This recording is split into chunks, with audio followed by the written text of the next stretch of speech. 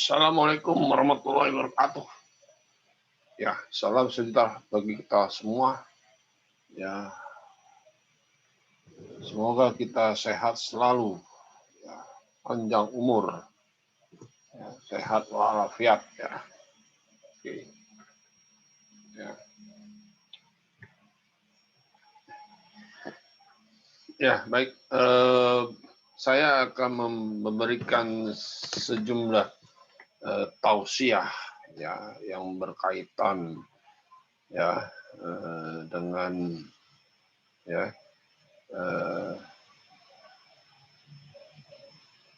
penyakit hati, ya.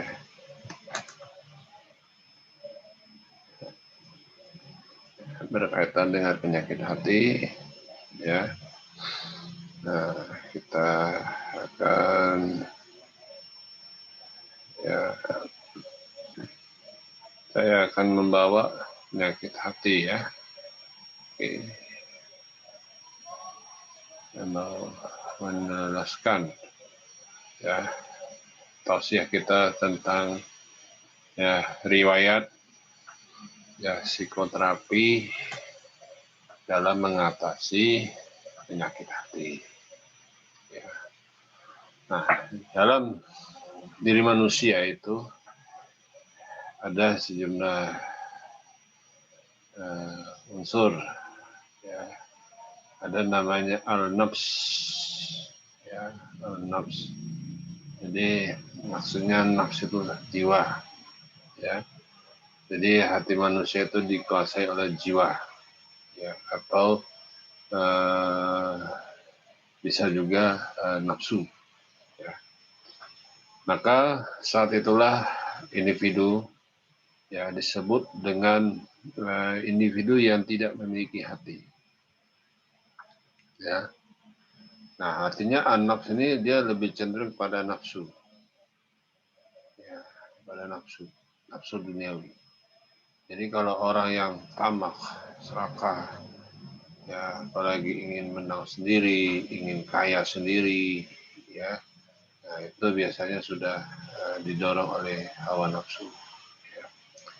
Nah, ketika hati manusia itu sudah mati, ya, maka manusia, khususnya individu, itu terkadang berbuat semaunya tanpa peduli norma, aturan, dan melahirkan masalah-masalah akhlak, ya, dan pelanggaran norma agama, ya, dan apapun nasihat ataupun teguran yang diberikan pada individu itu tidak ada artinya. Nah, jadi kalau orang yang sudah hatinya tertutup, sudah dibutakan dengan kepentingan duniawi, ya, maka, ya, orang tersebut, ya, termasuk golongan-golongan manusia yang fasik, ya. Artinya fasik di sini dia orang yang mengingkari, ya, nikmat Allah Subhanahu wa taala dan menganggap, ya, dirinya itu sama dengan nabi, ya. Nah, ada sejumlah ulama yang menasbihkan bahwa dia itu adalah cucunya Rasul, ya. Tapi kita lihat dulu ada enggak dia silsilahnya, ya. Jangan kita mudah sekali termakan hoaks, ya, ya, tentang ulama yang menasbihkan sebagai cucu Rasul. Ya. Nah, kita harus telaah dulu, benar nggak dia cucunya Rasul atau dia cuma sekadar ingin mencari sensasi, ya. Nah, oke.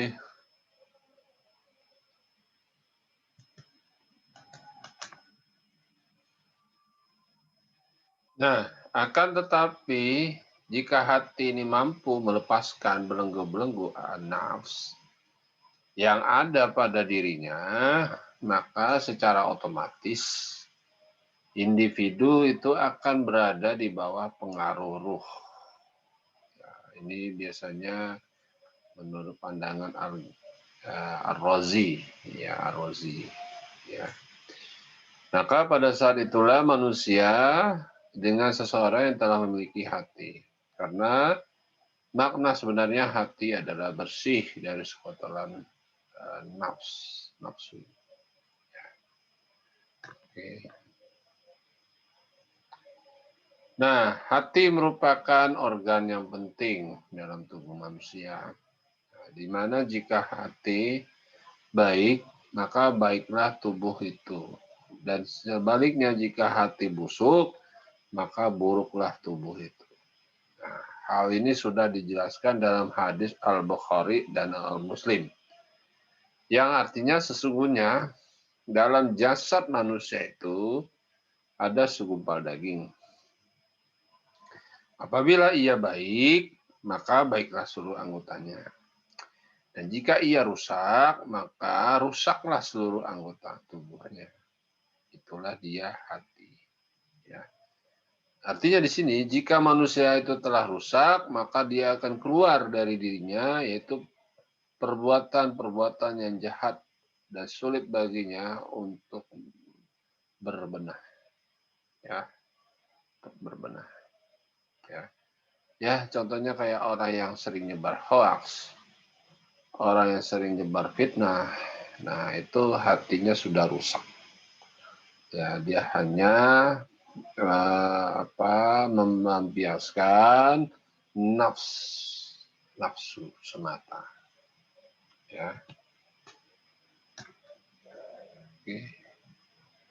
Nah, di sini si Dasril itu menambahkan psikoterapi untuk mengatasi masalah agama dan akhlak remaja yang bersumber dari kerusakan hati manusia dapat diatasi dengan psikoterapi hati. Ya.